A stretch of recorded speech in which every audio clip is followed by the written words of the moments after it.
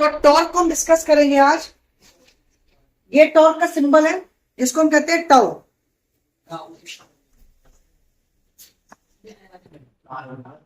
Torque क्या है? Torque basically क्या है?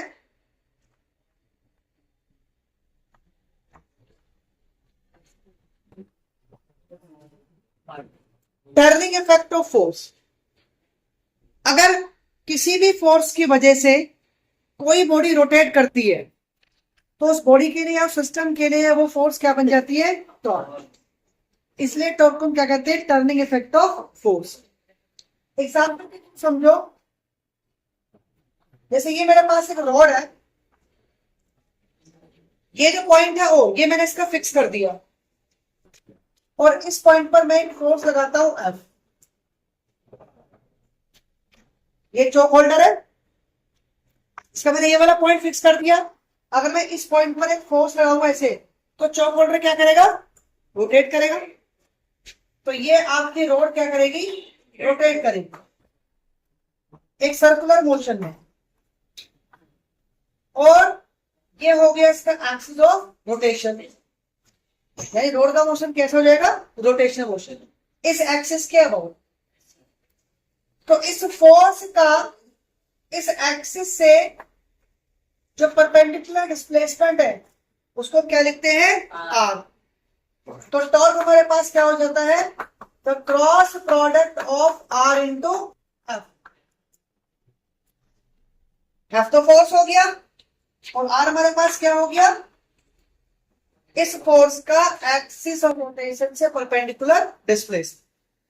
टॉर्क एक वेक्टर क्वांटिटी है, क्योंकि दो वेक्टर क्वांटिटी का क्रॉस हमेशा क्या होता है? Vector quantity. इसे टॉर्क क्या है? Vector quantity. अब अगर वेक्टर क्वांटिटी है तो उसकी डायरेक्शन भी होगी। डायरेक्शन कैसे निकालेंगे? डायरेक्शन के लिए हमारे पास जो रूल है वो है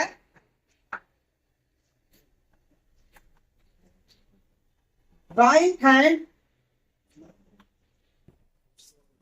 स्क्रू रूल। ठीक है, अब ये रूल क्या कहता है?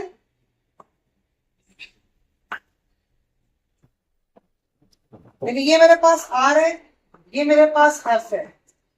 अगर मैं आर से एफ की तरफ हूं, that means r cross F. तो स्क्रू को आप देखिए, जैसे स्क्रू को आप अगर एंटी क्लॉकवाइज घुमाएंगे तो स्क्रू आपका ऊपर की तरफ आएगा, बट अगर स्क्रू कैसे घुमाएंगे? क्लॉकवाइज, तो नीचे की तरफ जाएगा। तो यहां पे देखिए आर क्रॉस एफ, ये मोशन कैसा हो गया आपका? Anti clockwise. एंटी क्लॉकवाइज तो आपका स्क्रू जाएगा ऊपर की तरफ, तो टॉर्क आपका ऊपर की तरफ।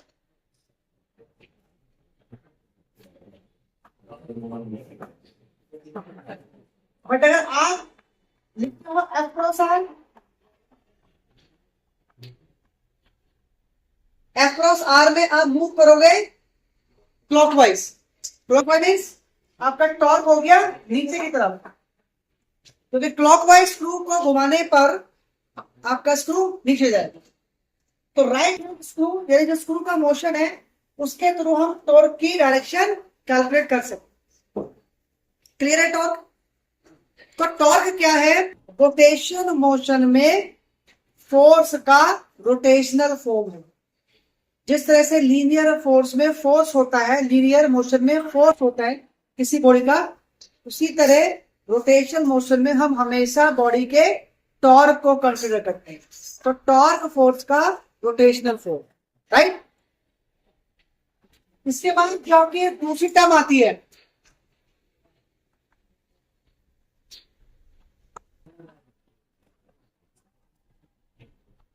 दैट इज एंगुलर मोमेंटम, जिसको हम एल से डिनोट करते हैं। और ये लीनियर मोमेंटम का रोटेशनल फॉर्म है। जैसे आपका टॉर्क था फोर्स का रोटेशनल फॉर्म, ऐसी लीनियर मोमेंटम का रोटेशनल फॉर्म क्या है? Angular momentum. इसको मेजर करते हैं as cross product of r cross p. यहां पे आर वही होगा जो यहां पर है। अगर मैं एफ की जगह क्या लिख लूं यहां पर? पी, यानी मोमेंटम। तो मोमेंटम का परपेंडिकुलर डिस्प्लेसमेंट कहां से? From the axis of rotation हो जाएगा आर। तो एल आपका हो गया आर क्रॉस, और यहां भी एल की डायरेक्शन हम वैसे निकालेंगे जैसे हमने किसकी निकाली है, टॉर्क। क्लियर है? तो फोर्स का रोटेशन फॉर्म टॉर्क, और मोमेंटम का रोटेशन फॉर्म क्या हो गया, एंगुलर मोमेंटम। इसके बाद हमारे पास थर्ड क्वांटिटी है,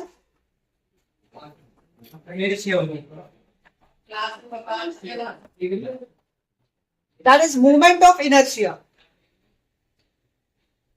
मास का रोटेशनल फॉर्म।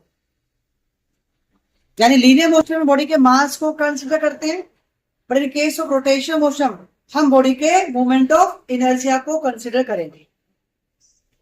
यानी मूवमेंट ऑफ इनर्शिया का वही रोल है रोटेशन मोशन में जो मास का लीनियर मोशन में। अब इसको मेजर कैसे करते हैं? सपोज ये मेरे पास कोई सिस्टम है, राइट? ये आपका इस तरह मूव कर रहा है, इस सिस्टम में बहुत सारे पार्टिकल हैं। ये सपोज कोई सिस्टम के अंदर एक ही पार्टिकल है, या हम ये कहें कि इस पॉइंट पर इस पूरे सिस्टम का मास कॉन्सेंट्रेट है, ठीक है?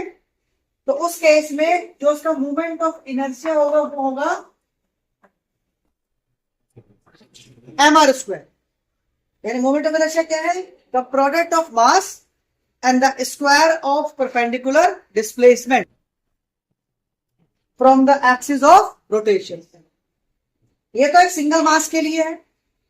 अब अगर सिस्टम में बहुत सारे पार्टिकल्स हो, जैसे मेरे पास सिस्टम में पार्टिकल है m1 m2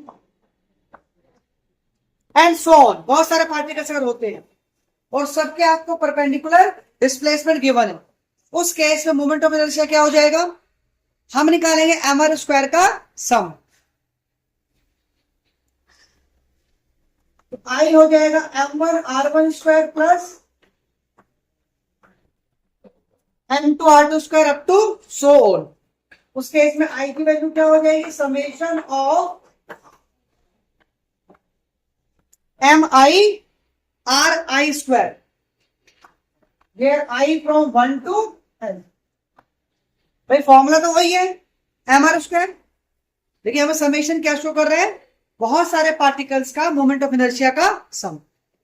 तो अगर एक ही पार्टिकल है या एक ही मास है तो mr स्क्वायर, अगर बहुत सारे पार्टिकल हैं तो हम लेंगे समेशन की फॉर्म। तो तीन बातें समझने वाली है यहां पर।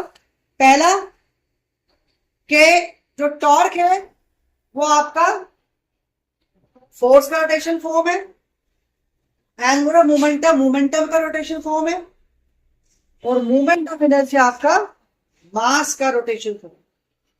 तीनों ही फिजिकल क्वांटिटी के अंदर एक चीज का सिग्निफिकेंट है, आर।